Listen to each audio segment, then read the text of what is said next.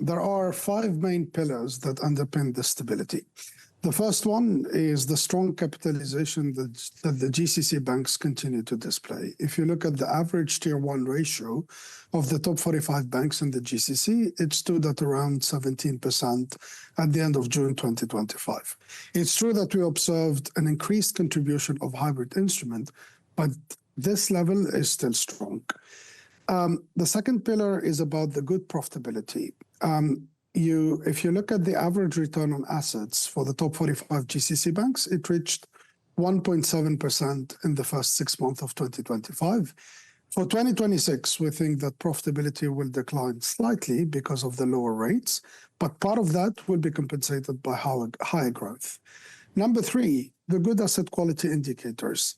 If you look at cost of risk of the top 45 banks in the GCC, it is currently at cyclical lows, and we don't expect significant increase going forward.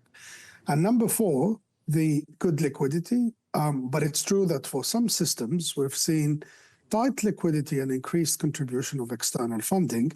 And number five, the strong government support in case of need. And we consider the authorities in 4 out of the 6 GCC countries as highly supportive towards their banking system.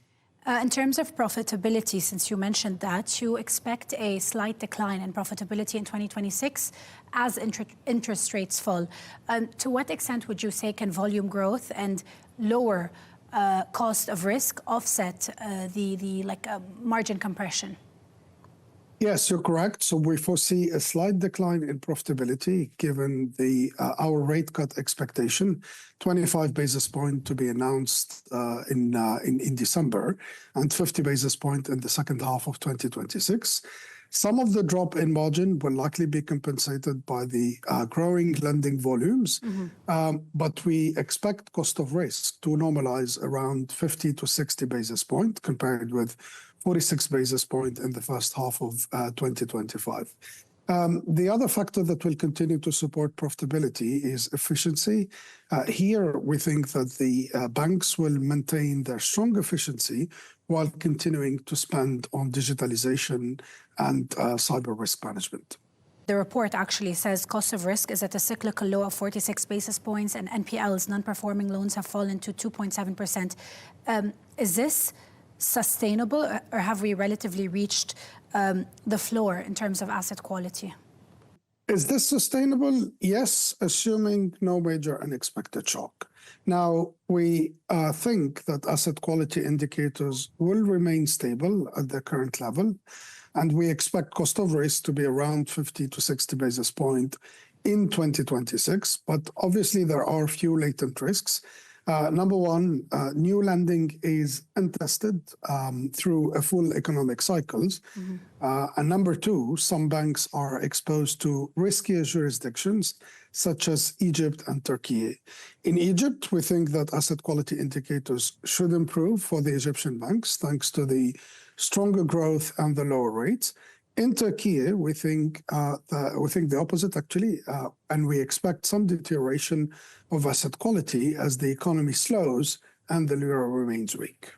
As per the report, you forecast that Brent will stabilize at around $60 in 2026. If oil stays lower for longer, what would be the potential impact on lending and government spending? You're right. So we assume that Brent will stabilize at around $60 in 2026. And for the 6 GCC countries, we anticipate an unweighted average economic growth of 3.1% in 2026, which is slightly up from the 2.9% that we forecast for 2025.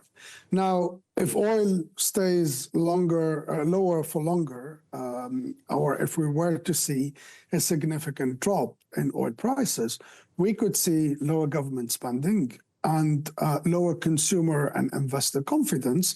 That in turn could result in lower opportunities for the banking system or could affect the asset quality indicators of the banking system. And which GCC market would you say is best positioned for lending growth in 2026? I think the 2 markets to highlight here are Saudi Arabia and the UAE. For Saudi Arabia, we expect lending growth to remain strong at around 10% and boosted by the implementation of Vision 2030. For the UAE, we think that the lending growth will remain at high single digit and boosted by the strong performance of the non-oil economy. In other countries, we expect also to see some growth. In Oman, for example, we expect to see some growth driven by the investment and non-oil expansion. In Kuwait, investment will also continue to drive lending growth, and we could see an acceleration in Kuwait if the mortgage law is implemented along with other reforms. In Bahrain, we expect some headwinds due to the lower oil price.